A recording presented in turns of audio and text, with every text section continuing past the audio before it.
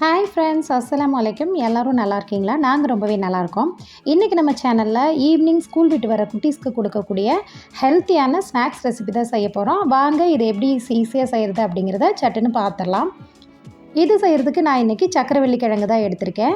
இப்போ இந்த சக்கரவள்ளி கிழங்கோட தோலை நம்ம ரிமூவ் பண்ணிக்கலாம். பாருங்கள், இந்தளவுக்கு நான் தோலை நல்லா செதுக்கி எடுத்துகிட்டு நல்லா ரவுண்டு ஷேப்பில் நான் கட் பண்ணி எடுத்துக்கிறேன்.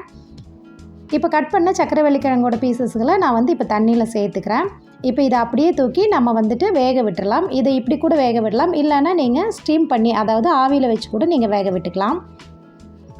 இதில் நான் உப்போ மஞ்சத்தூளோ எதுவுமே நான் சேர்க்கலை. பாருங்கள், ஒரு 5-6 நிமிஷம் இது வெந்து வந்திருக்கு. நல்லாவே உங்களுக்கு வெந்து வந்துருச்சு.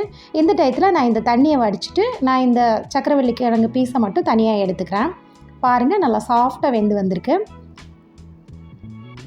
இது சூடாக இருக்கும்போதே நீங்கள் ஒரு கரண்டியோ இல்லை கையோ வச்சு நல்லா மசிச்சு விட்டுக்கோங்க. உங்களுக்கு டக்குன்னு நல்லா மசிஞ்சு வந்துடும். நான் 1/2 கிலோ சக்கரவள்ளி கிழங்கு வாங்கியிருந்தேன். அதில் ஒரே ஒரு பீஸ் மட்டும்தான் எடுத்திருக்கேன். எடுத்துகிட்டு நான் இந்த மாதிரி செஞ்சிட்ருக்கேன். இப்போ பாருங்கள், இந்த அளவுக்கு நல்லா மசிச்சாச்சு. இப்போ நம்ம இதில் சேர்க்க வேண்டிய தேவையான ஐட்டத்தை எல்லாமே நம்ம சேர்த்துடலாம். நிறைய பொருட்கள் எல்லாம் எதுவும் சேர்க்க வேண்டியது இல்லைங்க. இது ஒரு சிம்பிளான ஈஸியான ரெசிபி தான். இது கூட நான் ஒரே ஒரு டேபிள் ஸ்பூன் போல் சர்க்கரை சேர்த்துருக்கேன். நீங்கள் சர்க்கரைக்கு பதிலாக நாட்டு சர்க்கரை கூட சேர்த்துக்கலாம். இது கூட ஒரே ஒரு டேபிள் ஸ்பூன் போல் கார்ன்ஃப்ளவர், அதாவது சோள மாவு சேர்த்துருக்கேன். சேர்த்துட்டு நல்லா மிக்ஸ் பண்ணி விட்டுக்கோங்க. எனக்கு ஸ்பூன் வச்சு மிக்ஸ் பண்ணுறதுக்கு கஷ்டமாக இருந்ததுனால நான் கை வச்சு நல்லா மிக்ஸ் பண்ணி விட்டுக்கிட்டேன். மிக்ஸ் பண்ணி பாருங்கள், இந்த அளவுக்கு சாஃப்டாக நம்ம உருண்டை எடுத்து வச்சுருக்கோம். இப்போ நம்ம இதில் நம்ம தேவையான அளவு மாவு எடுத்துகிட்டு சின்ன சின்ன ஷேப்பாக நம்ம எடுத்துக்கலாம். நான் கட்லெட் ஷேப் மாதிரி எடுத்திருக்கேன். உங்களுக்கு என்ன மாதிரி ஷேப் வேணுமோ அந்த மாதிரி எடுத்துக்கலாம். உங்களுக்கு விரிசலெல்லாம் விடாது.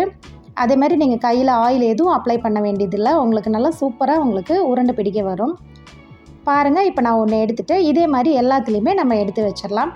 இது பிடிக்கிறதுக்கே நமக்கு ரொம்ப அழகாக வரும். நமக்கு பாருங்கள், நான் 1/2 கிலோவில் ஒரே ஒரு பீஸ் மட்டும்தான் எடுத்திருக்கேன். இதில் கிட்டத்தட்ட எனக்கு ஒரு 10 பீஸ்க்கு மேலேயே எனக்கு வந்துடுச்சு.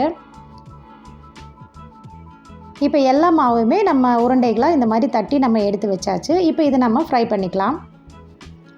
இது ஒரு ஹெல்த்தியான ரெசிபி அப்படிங்கிறனால நான் இதில் சர்க்கரையும் அதிகமாக நான் சேர்க்கலை.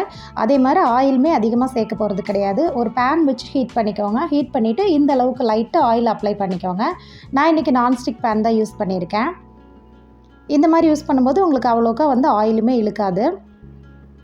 இப்போ 1 பை 1 எல்லாத்தையுமே நம்ம பேன் ஹீட் ஆன உடனே நம்ம மேலே வச்சு கொடுத்துடலாம். உங்களுக்கு இது உடஞ்சி போகவோ எதுவுமே ஆகாது. உங்களுக்கு நல்லா சூப்பராக இருக்கும்.